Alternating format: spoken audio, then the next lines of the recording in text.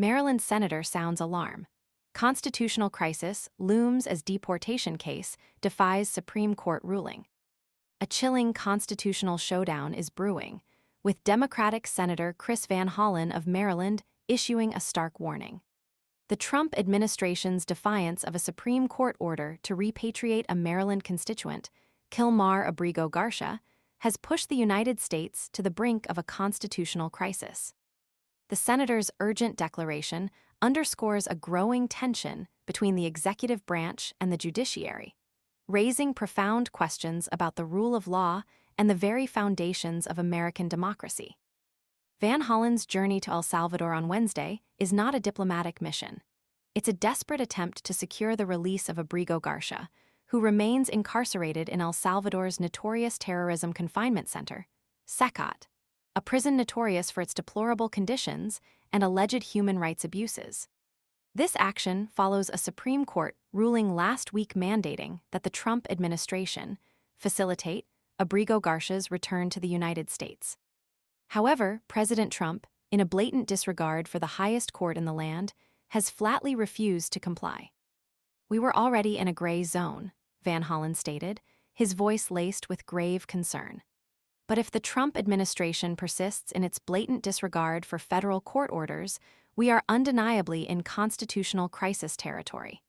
This isn't just about one man, it's about the very principle of judicial review and the integrity of our legal system. The gravity of the situation is underscored by federal Judge Paula Zinni's scathing critique of the Justice Department's inaction during a Tuesday hearing. Judge Zinni's expressed her profound disappointment, stating, "To date, nothing has been done." She issued a 2-week ultimatum, demanding the government provide detailed accounts of its purported efforts to return Ábrego García to U.S. soil. The judge's frustration reflects the growing national concern over the administration's disregard for judicial authority. Van Hollen's mission to El Salvador is fraught with uncertainty.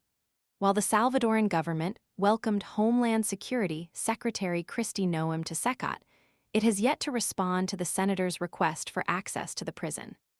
This lack of cooperation further fuels anxieties about Ábrego García's safety and well-being within the prison's notoriously harsh environment. Human rights organizations have repeatedly documented the abuses and squalid conditions prevalent within SECOT's walls, casting a long shadow over Ábrego García's fate. "We have formally requested access from the Salvadoran government," Van Hollen explained, his voice conveying a mixture of hope and apprehension. "I earnestly hope they will agree to a meeting to discuss Mr. Ábrego García's situation and allow me to see him so I can provide his family in Maryland with an update on his condition." The senator's commitment to his constituents' welfare, even in the face of significant obstacles, highlights the profound ethical and moral dimensions of this escalating crisis. This case unfolds against the backdrop of the Trump administration's aggressive pursuit of mass deportations of undocumented immigrants, a policy that has consistently clashed with the judiciary. The Supreme Court's recent ruling upholding the administration's use of the 18th-century Alien Enemies Act to deport suspected Venezuelan gang members, while acknowledging their right to due process, further complicates the legal landscape. However, the Ábrego García case represents a crucial turning point. This is not a matter of legal interpretation, it's a direct challenge to the Supreme Court's authority. Van Hollen's assertion that the president's refusal to comply with the Supreme Court's order marks a dangerous precedent aligns with long-standing democratic concerns about the Trump administration's disregard for established norms and institutions. This is not merely a disagreement over policy. It's a fundamental assault on the principles of checks and balances that underpin American democracy. The potential ramifications extend far beyond the fate of one individual.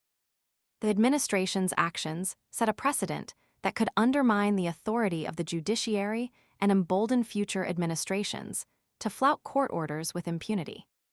The silence from the Trump administration, coupled with its continued inaction, amplifies the urgency of Senator Van Hollen's mission. The international community is watching, and the stakes are immeasurably high. The question is not just whether Ábrego García will be returned to the United States, but whether the rule of law will prevail.